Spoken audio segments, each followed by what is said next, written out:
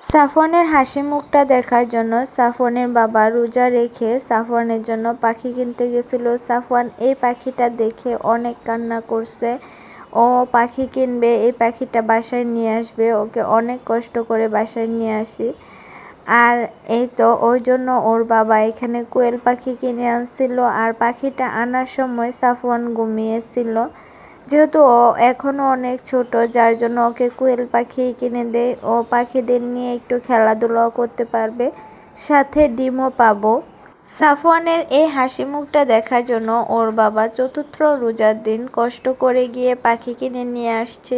আর সাফওয়ান ঘুম থেকে উঠে পাখি দেখে তো অনেক খুশি। ওর মুখ দেখেই বোঝা যাচ্ছে ও পাখিগুলা খাঁচা থেকে ঝুড়িতে নিয়ে খেলা করতেছে আর বলতেছে এখানে এটা পাখির বাসা, এটা পাখির বাড়ি। ও শুধু পাখিগুলা দূর থেকেই দেখে, হাত দিয়ে ধরে না, ভয় পায়। বেশ কিছুটা সময় ও পাখির সাথে কাটাবে এখন। আর পাখিকে খাবার দিতে গিয়ে তো খাবার ফেলিয়ে দিল।